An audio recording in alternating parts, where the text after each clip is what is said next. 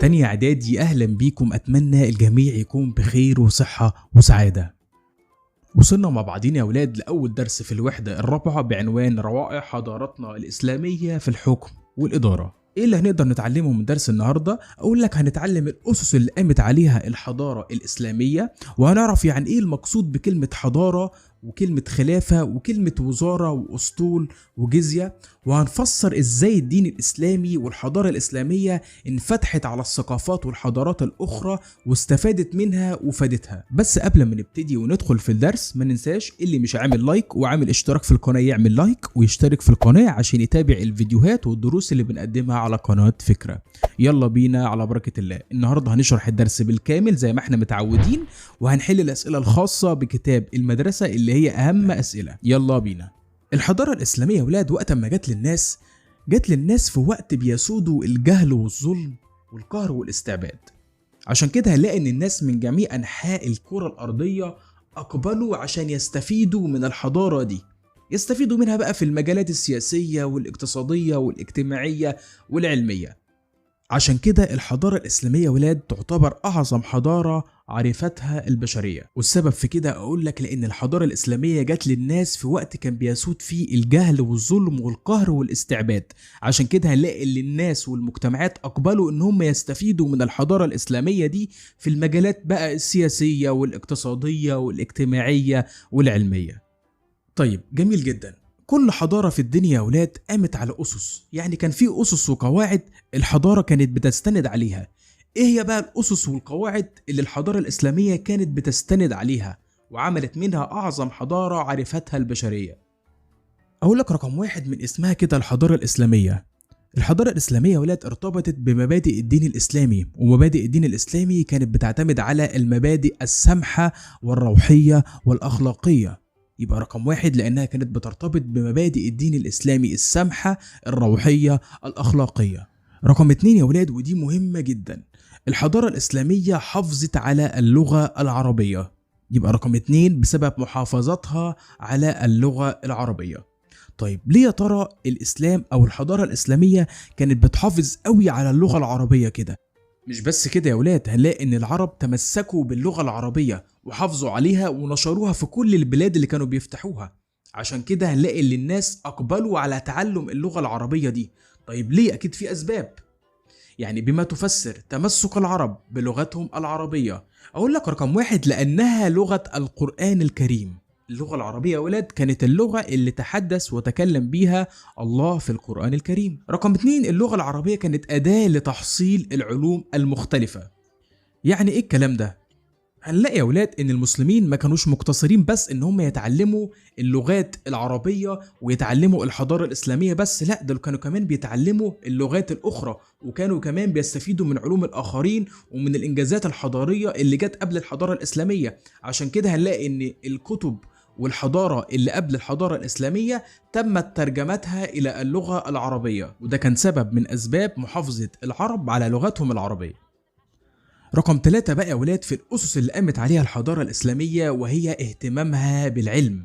الحضارة الإسلامية كانت بتهتم جدا بالعلم. الحضارة الإسلامية يا ولاد منذ لحظة ميلادها الأولى هنلاقي إنها كانت بتحث الناس على البحث والدراسة والمعرفة والعلم، وكانت بتحثهم كمان إن هم يتأملوا في خلق الله ويتأملوا في السماوات ويتأملوا في الأرض وفي كل حاجة حواليهم وفي كل موضوعات العلوم المختلفة الدينية والكونية.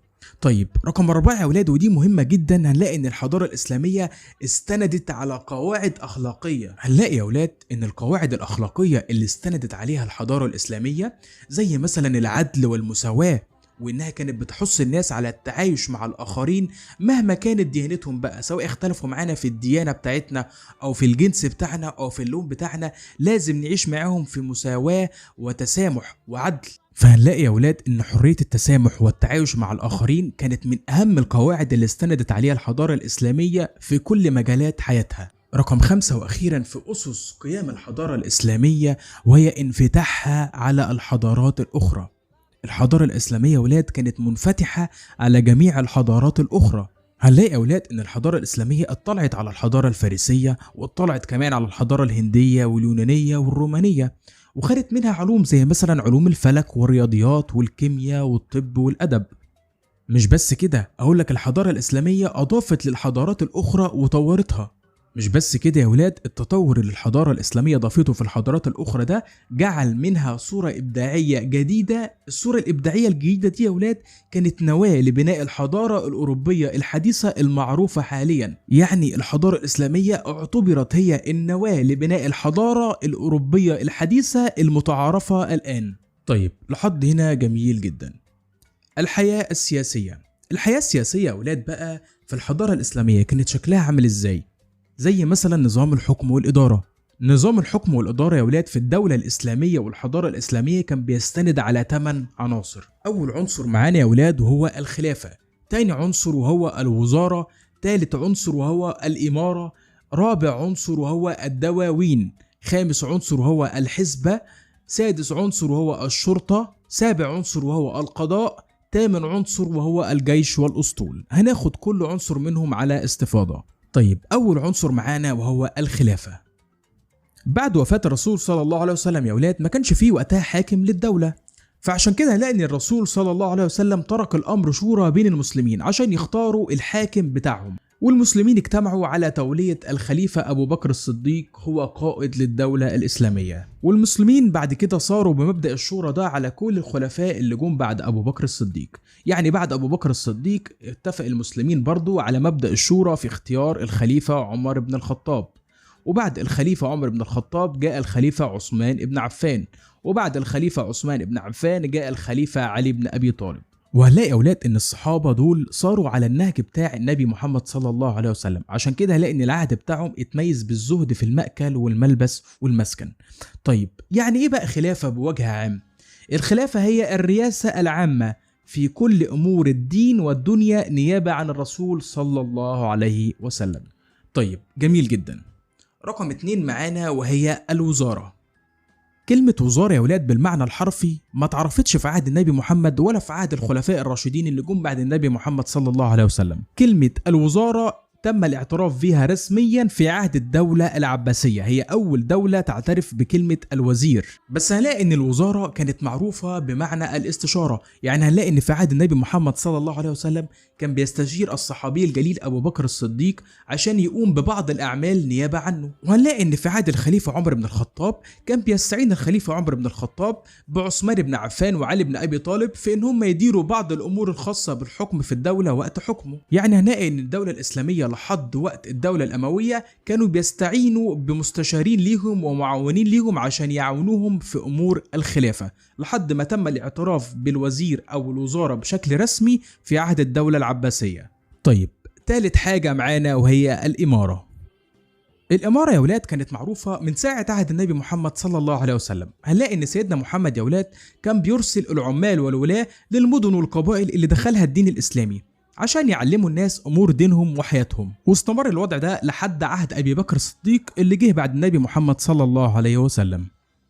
واستمر الوضع ده يا ولاد لحد عهد الخليفة عمر بن الخطاب، وقت ما اتسعت الدولة الإسلامية واتسعت الحدود بتاعتها وتم تقسيم الولايات والدولة الإسلامية إلى ولايات. يعني في عهد الخليفة عمر بن الخطاب تم تقسيم الدول الإسلامية إلى ولايات، وعين على كل ولاية واليا ونائبا عنه. طيب لحد هنا جميل جدا.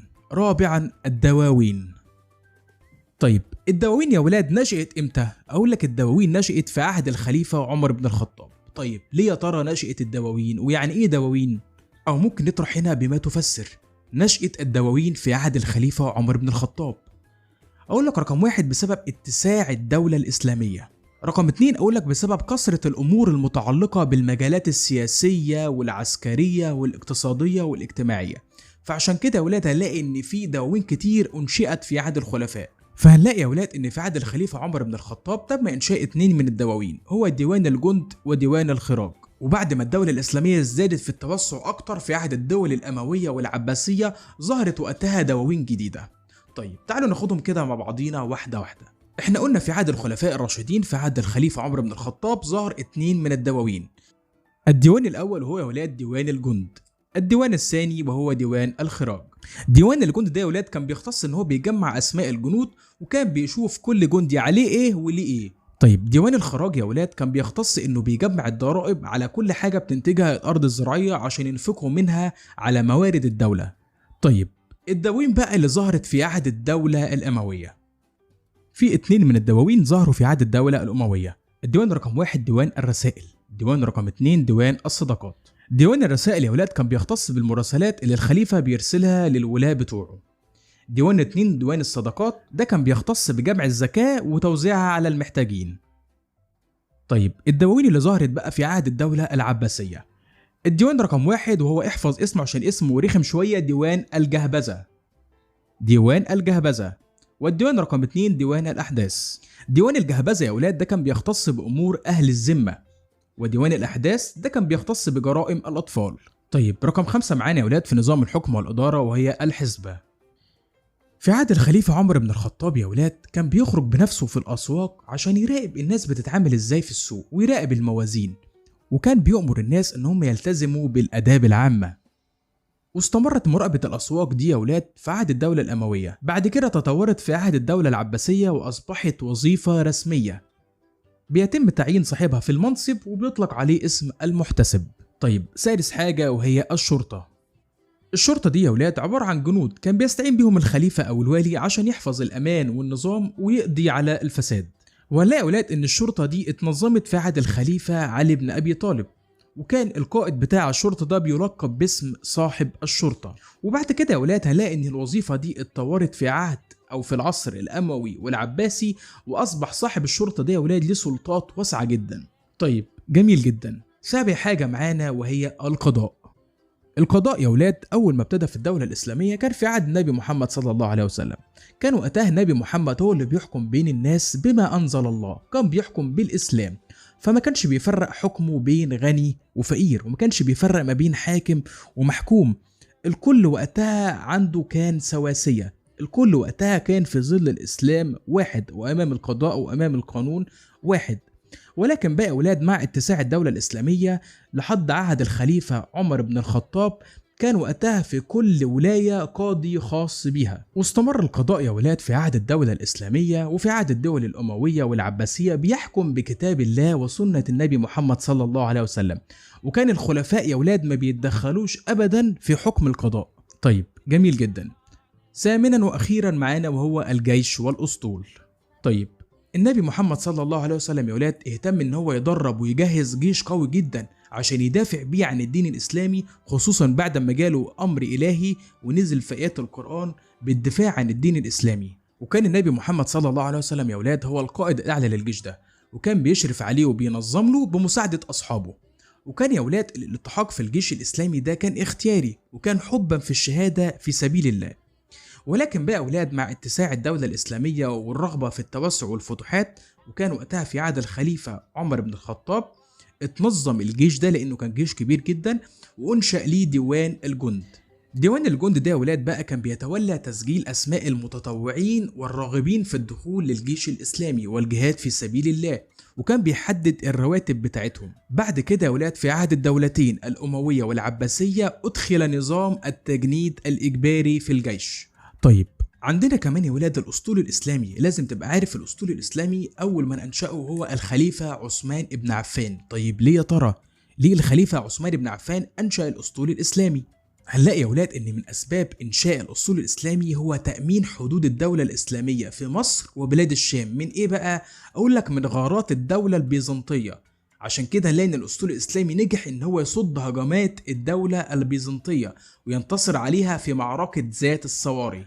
وهنلاقي كمان يا ولاد ان الاسطول الاسلامي نجح ان هو يفتح جزيرتين. الجزيرة الاولى هي جزيرة قبرص، والجزيرة الثانية جزيرة رودس في البحر المتوسط. بكده يا ولاد يبقى انتهينا من شرح الدرس بالكامل. هننتقل دلوقتي ان احنا نحل الاسئلة الخاصة بكتاب المدرسة. وفتحنا مع بعضنا كتاب الوزارة صاد 37. ثانيا التدريبات. نمرة 1، اكتب كلمة صح أمام العبارات الصحيحة وكلمة خطأ أمام العبارات غير صحيحة مع التصويب. نمرة ألف، من أسس قيام الحضارة الإسلامية محافظتها على اللغة العربية. هيا ولاد مين يجاوب معايا؟ الإجابة دي صحيحة ولا خاطئة؟ أيوة إجابة صحيحة. إحنا قلنا إن تاني حاجة في الأسس اللي قامت عليها الحضارة الإسلامية إنها حافظت على اللغة العربية، يبقى إجابة صحيحة. طيب نمرة ب. كان نظام الخلافة في عهد الخلفاء الراشدين قائما على الشورى. وطبعا هنا جايب لك في الأسئلة كلمة على متشالة، فأنت يعتبر اكتبها قائما على الشورى. يبقى نقرأ السؤال من تاني. كان نظام الخلافة في عهد الخلفاء الراشدين قائما على الشورى أو على مبدأ الشورى. طبعا يا ولاد إجابة صحيحة. احنا قلنا من ساعة ما النبي صلى الله عليه وسلم توفى ترك الأمر شورى بين المسلمين عشان يختاروا الخليفة اللي جاي بعد النبي صلى الله عليه وسلم، وفعلا الأمر ما بينهم اجتمع على تولية الخليفة أبو بكر الصديق هو قائد عليهم. يبقى كان نظام الخلافة في عهد الخلفاء الراشدين قائما على مبدأ الشورى. إجابة صحيحة. نمرة ج. من القواعد الأخلاقية التي قامت عليها الخلافة الإسلامية العدل والمساواة. هيا ولاد إجابة صحيحة ولا خاطئة؟ هيا ولاد دي إجابة صحيحة ولا خاطئة؟ أيوة إجابة صحيحة. إحنا قلنا من أهم المبادئ اللي استندت عليها الحضارة الإسلامية إنها كانت بتستند على قواعد أخلاقية، وده اللي خلاها من أعظم الحضارات اللي عرفتها البشرية. يبقى إجابة صحيحة. طيب نمرة 2. بما تفسر. نمرة أ. اهتمام المسلمين بالمحافظة على اللغة العربية. ليه المسلمين يا ولاد أو ليه العرب حافظوا على اللغة العربية؟ مين يجاوب معايا السؤال ده؟ أيوة أنا سامع ناس بتجاوب معايا أهي. إحنا قلنا المسلمين حافظوا أو العرب حافظوا على اللغة العربية لأنها كانت لغة القرآن الكريم، هي اللغة اللي تحدث بها الله عز وجل في القرآن الكريم، وكانت كمان أداة لتحصيل العلوم المختلفة بعد ما العرب ترجموا العلوم والحضارات الأخرى للغة العربية عشان يحافظوا على اللغة العربية. يبقى هنجاوب كده إجابة نموذجية. نمرة 1 هنقول لأنها كانت لغة القرآن الكريم. نمرة 2 هنقول لأنها كانت أداة لتحصيل العلوم المختلفة بعد ترجمتها إلى اللغة العربية. طيب جميل جدا. نمرة ب. بما تفسر إنشاء الخليفة عمر بن الخطاب الدواوين. هيا ولاد مين بقى جاوب معايا السؤال ده؟ الخليفة عمر بن الخطاب أنشأ الدواوين ليه؟ احنا قلنا يا ولاد الخليفة عمر بن الخطاب ألجأ ليه انه ينشئ الدواوين بسبب اتساع الدولة الإسلامية وكثرة الأمور المتعلقة بالدولة الإسلامية في المجالات بقى السياسية والعسكرية والاقتصادية والاجتماعية. فعشان كده هو أول واحد أنشأ 2 من الدواوين، رقم 1 ديوان الجند و2 ديوان الخرام. يبقى كده هنجاوبها مع بعضينا إجابة نموذجية. هنقول بما تفسر إنشاء الخليفة عمر بن الخطاب الدواوين. هنقول رقم 1 بسبب اتساع الدولة الإسلامية واتساع الحدود بتاعتها. رقم 2 بسبب كثرة الأمور المتعلقة بها في المجالات السياسية والعسكرية والاقتصادية والاجتماعية. طيب نمرة ج. بما تفسر إنشاء الخليفة عثمان بن عفان للأسطول البحري الحربي. هيا ولاد مين يجاوب معايا السؤال الجميل ده؟ السؤال ده سهل جدا، اللي ما جاوبش قبل كده يجاوب معايا السؤال ده بقى. ايوه احنا قلنا الخليفه عثمان بن عفان انشا الاسطول البحري عشان يامن حدود الدوله الاسلاميه في مصر وبلاد الشام من غارات الدوله البيزنطيه، وفعلا نجح في ده في انه يصد الهجمات بتاعت الدوله البيزنطيه وانتصر عليهم قلنا في معركه ذات الصواري. يبقى هنقولها كده اجابه نموذجيه. هنقول بسبب لتامين حدود الدوله الاسلاميه في مصر وبلاد الشام من غارات الدوله البيزنطيه. جميل جدا. طيب نمره 3. قارن بين الخلافه والوزاره من حيث التعريف وسبب نشأتها في الجدول المقابل. هيا ولاد بيقول لك قارني بين الخلافة والوزارة من حيث التعريف بتاعها ومن حيث سبب نشأتها. طيب هنبتدي أول حاجة بالخلافة. تعريف الخلافة إيه يا ولاد؟ إحنا قلنا الخلافة هي عبارة عن رئاسة عامة في أمور الدين والدنيا نيابة عن الرسول محمد صلى الله عليه وسلم. ده تعريف الخلافة. هي إيه؟ رئاسة عامة في أمور الدين والدنيا نيابة عن الرسول محمد صلى الله عليه وسلم. طيب الوزارة بقى يا ولاد من حيث التعريف بتاعها، الوزارة عبارة عن إيه؟ عبارة عن منصب سياسي. المقصود منه إيه بقى؟ معاونة الملك في شؤون الحكم أو معاونة الخليفة في شؤون الحكم. يبقى الوزارة من حيث التعريف هو عبارة عن منصب سياسي المقصود منه معاونة الخليفة في شؤون الحكم. طيب سبب نشأتها الخلافة نشأت ليه يا ولاد؟ سبب النشأة بتاعتها احنا قلنا يا ولاد الخلافة نشأت بعد وفاة الرسول محمد صلى الله عليه وسلم، وقتها هو ترك الأمر شورى بين المسلمين عشان يختاروا الخليفة عليهم.